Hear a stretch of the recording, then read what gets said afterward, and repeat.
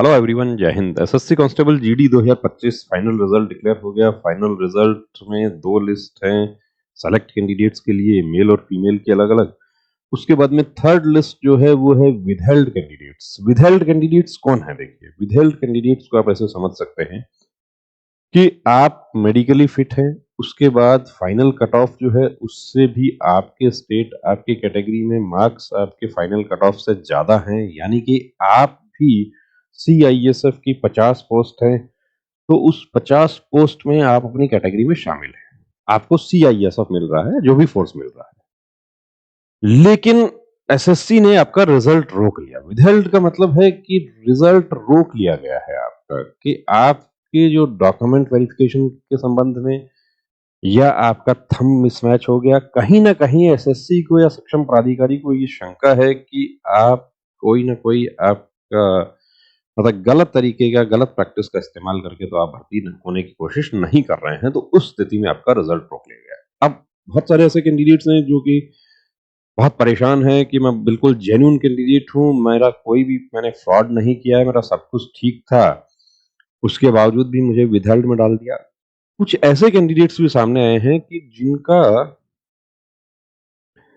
Medical में unfit था, उसके बाद भी उनका नाम आ रहा है इसमें विदहेल्ड। ऐसा कैसे हो सकता है? वो बहुत कम है। एक दो कैंडिडेट्स के हमारे पास मैसेज आए कि मेरा तो मेडिकल में अनफिट था, उसके बाद मेरा विदहेल्ड में कैसे आ सकता है? देखिए, देखने में कोई प्रॉब्लम हो सकती है, मेडिकल में ही आप अनफिट हो गए तो ऐसा, या आप हो सकता है कि उस समय आप मेडिकल फिट हो गए हों, या गलती से आपका मेडिकल फिट कर दिया गया हो। तो गलती तो नहीं होगी, ऐसा नहीं हो सकता है गलती हो जाए। मेडिकल आप अपने आप को अनफिट मान रहे थे, लेकिन आपको फिट घोषित कर दिया हो री मेडिकल में। ये पॉसिबिलिटी हो सकती है कि विदहेल्ड में वही कैंडिडेट्स हैं जो ऑलरेडी मेरिट में जिनका नाम आ रहा है। यदि मेरिट में किसी का नाम नहीं आ रहा है और उनका भी कोई ऐसा इश्यू था, तो वो इस प्रक्रिया से बाहर हो गए। अब देखिए, विदहेल्ड के मुख्य कारण कौन से बनते हैं? तो एक तो सबसे बड़ा कारण थंब मिसमैच का। थंब मिसमैच का, सिग्नेचर का, ये जो है वो जब से ये एसएससी जीडी की 2011 में पहली भर्ती हुई थी, तब से हम देख रहे हैं यही कारण बड़ा कारण होता था। अब इसका समाधान क्या होता है? आपकी हैंडराइटिंग का सेंट्रल फॉरेंसिक साइंस लेबोरेटरी से वेरीफाई करवाया जाता है, नेशनल क्राइम रिकॉर्ड ब्यूरो से आपका रिकॉर्ड चेक किया जाता है, आपके थंब का कि किसी तरह कोई आपराधिक गतिविधियों में तो संलिप्त नहीं है। और एग्जाम का जो लैब है जहां पर सीसीटीवी लगा रहता है, उस लैब से आपकी फोटो भी मैच की जाती है। ये प्रोसेस फॉलो करने के बाद अथॉरिटीज पूरी तरीके से सेटिस्फाई हो जाती हैं, ये बिल्कुल जेन्युइन कैंडिडेट है, आपकी ज्वाइनिंग जारी हो जाती है। क्या कोई लिस्ट आती है?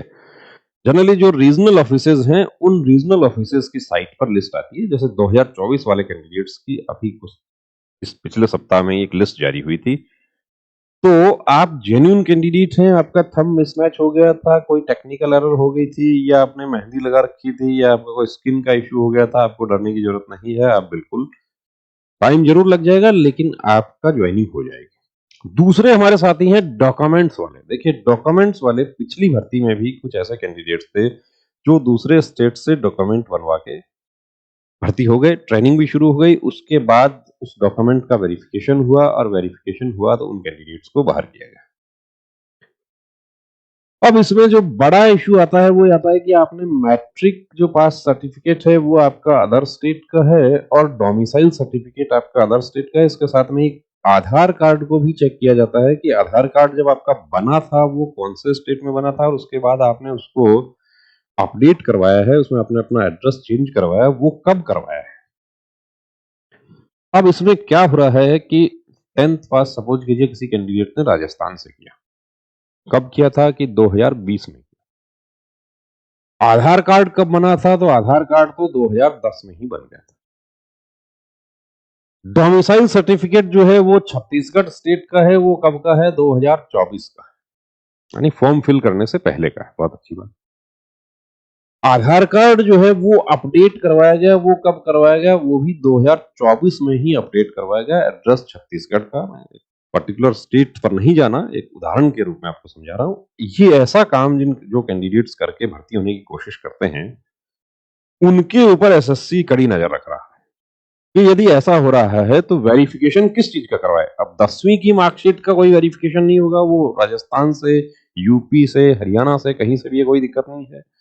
आधार कार्ड जब बना था उसको चेक करो कहाँ बना था, उस टाइम पर एड्रेस क्या था, और अपडेट कब हुआ है, अपडेट किस समय हुआ है, क्या फॉर्म फिल करने के समय अपडेट हुआ है। तो इसका मतलब प्रश्नवाचक चिन्ह लग रहा है कि ऐसा क्यों हुआ। कोई भी नागरिक हमारे देश में कहीं भी निवास कर सकता है। राजस्थान वाला छत्तीसगढ़ में निवास कर सकता है, जमीन खरीद सकता है, कारोबार कर सकता है, सब कुछ कर सकता है।